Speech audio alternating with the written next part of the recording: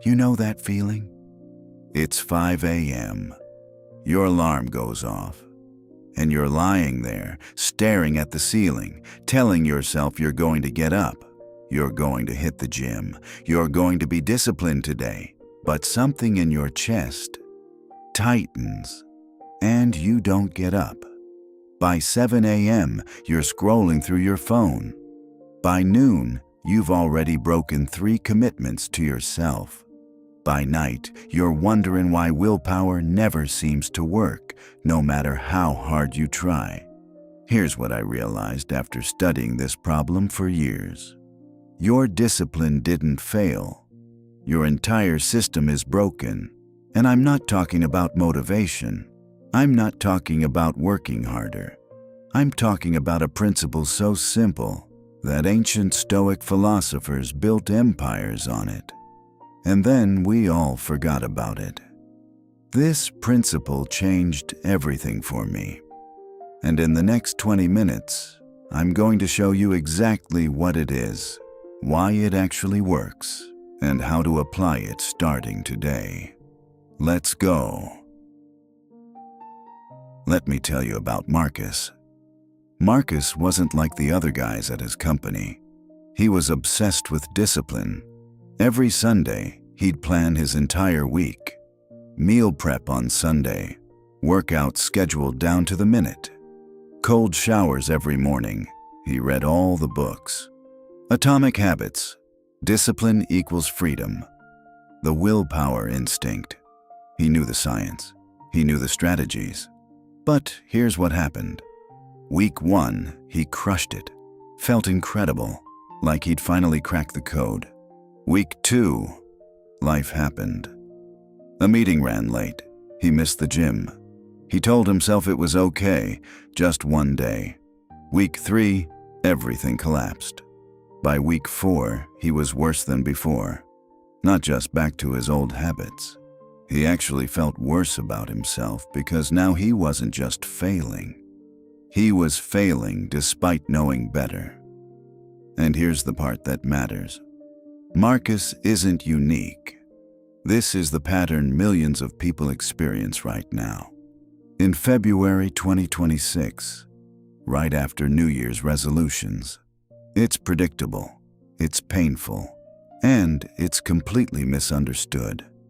Most people think Marcus failed because he lacked discipline, because he wasn't mentally tough enough, because he needed more motivation. But that's not the real problem. The real problem is that Marcus, and probably you, have been sold a lie about how discipline actually works. The lie is this: discipline is about forcing yourself to do things you don't want to do. That discipline is about willpower, about gritting your teeth and just pushing through. The Stoics knew better. And what they understood 2,000 years ago is exactly what modern psychology is finally catching up to. Here's what the Stoics said. The path to discipline isn't fighting against your nature, it's aligning with it. Epictetus, one of the greatest Stoic philosophers, said something that sounds almost too simple. Discipline is remembering what you actually want. Not what you think you should want. Not what Instagram tells you to want. Not what your boss or your parents or society says you should want. What you actually want. And here's where it gets interesting. The Stoics believed that humans have a fundamental nature. We're social creatures. We want to grow. We want to contribute. We want to feel competent. We want to matter. These aren't things we have to force ourselves to want. They're built in. The problem isn't that you lack discipline. The problem is that you're trying to discipline yourself into doing things that are misaligned with what you actually want deep down. Think about that for a second. Marcus wanted to be healthy. That's real. But he didn't actually want to wake up at 5 a.m. in the dark, cold winter. He didn't actually want to eat chicken and broccoli for the 400th time. What he actually wanted was the feeling of being healthy, the confidence, the energy, the sense of control. But he was trying to force himself through a system that felt like punishment. So his brain, which is incredibly intelligent by the way, kept sabotaging him. Because your brain knows the difference between what you're pretending to want and what you actually want, and it will always choose what it actually wants. The Stoics called this living according to nature, and it means something very specific.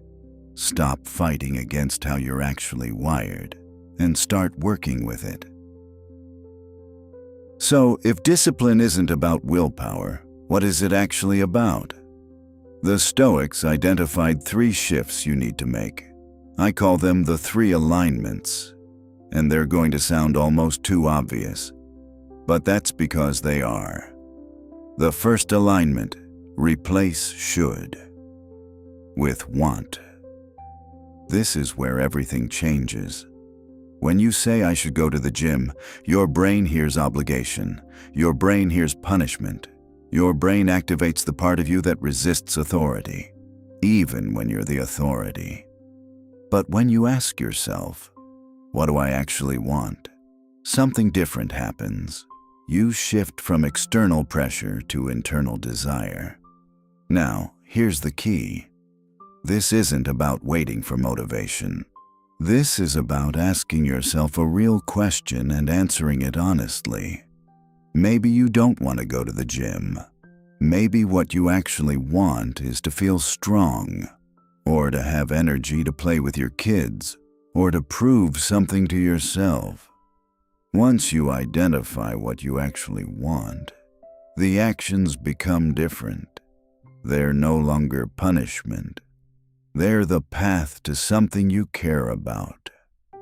Marcus realized he didn't want to wake up at 5 a.m., but he actually wanted to be the kind of person who took his health seriously. So he didn't force 5 a.m. workouts. He went to the gym at 6 p.m., which felt natural to him. Same goal, different path. The second alignment: eliminate decision fatigue. Here's something the Stoics understood. Willpower is finite. Every decision you make depletes it, and the more decisions you make, the more mediocre those decisions become. The Stoics didn't believe in discipline in the modern sense. They believed in systems that made the right choice the easy choice. Marcus Aurelius didn't wake up every day deciding whether to meditate. He had a practice, a routine. He eliminated the decision. That's not laziness. That's intelligence. When you remove the need to decide, you remove the friction. And friction is where discipline dies. So instead of asking yourself every morning, should I work out? You ask once, when and where will I work out? Then you make it automatic. The military calls this protocol. Athletes call it routine. Stoics call it living according to nature, because once something becomes automatic, it stops feeling forced. Your brain actually wants routine. Routine creates safety. It creates predictability. It's natural. The third alignment: make the easy thing the right thing. This is the final piece, and it's powerful. Most people set up their environment to make the wrong choice easy and the right choice hard. Their gym clothes are in a drawer they never open. Their phone is on the nightstand. Their junk food is stocked and ready. But their workout equipment, their healthy food, it requires planning. The Stoics would say this is backward. Epictetus taught that you should organize your life so that virtue, doing what's right for you, becomes the path of least resistance. Don't have junk food in the house. Make it require a conscious choice to get. Have your workout clothes laid out. Make it the first thing you see. Schedule your important work during your peak energy hours. Make the productive choice the default. This isn't manipulation. This is respecting how you actually work. When you align these three things, your desires, your systems, and your environment, discipline stops being something you have to do. It becomes something you are. Let me tell you what happened when Marcus figured this out. It was February, just like now. He'd been spinning his wheels for 6 weeks. He'd read another productivity book, done another gut check, made another plan, and he was exhausted. So he stopped. He sat down and asked himself a real question. What do I actually want? Not what he thought he should want, not what his gym-obsessed friend wanted, not what the fitness industry wanted him to want. What did he actually want? He sat with that for a while, and he realized something. He didn't actually want to be shredded. He didn't want to be a bodybuilder. What he wanted was to feel strong, to feel capable, to not be out of breath when he played with his nephew. That was real to him. Okay, so if that's what he wanted, what was the easiest path to get there? For him, it wasn't the gym. He realized he actually hated the gym, the fluorescent lights, the mirrors, the weird social dynamic. What he actually liked was being outside, moving, being in nature. So he didn't join a gym. He started walking, then hiking, then trail running. No 5 a.m. wake-up call, no white-knuckle willpower. He was doing something he wanted to do. Within 3 weeks, something changed. He had more energy, better sleep, better mood. But here's the thing. He also wasn't thinking about it as discipline anymore. It was just his life. Then he looked at his diet. Same process. He asked, what do I actually want? Not chicken and broccoli, not some restrictive diet that made him miserable. What did he actually want? He wanted to feel good, to have stable energy, to not crash at 3 p.m. So he experimented. He found that he felt best when he had protein and vegetables, not because some algorithm told him to, because his body told him. So that's what he ate. Not perfectly, not obsessively, just what made sense. And within 2 months, something profound happened. He transformed, not because of willpower, not because he was disciplined in the traditional sense, but because he'd aligned his choices with what he actually wanted, with how he was actually wired, with a system that made the right choice the easy choice. He wasn't fighting himself anymore. He was working with himself. And that's the Stoic principle. Discipline isn't about fighting your nature. It's about understanding your nature and organizing your life around it. This principle goes deeper than just workouts and diet. The Stoics understood something fundamental about human nature. We're not machines. We can't just follow orders and expect everything to work out. We have desires. We have preferences. We have a deep need for autonomy. When you fight against those things, you're not building discipline, you're building resentment. And resentment is the enemy of consistency.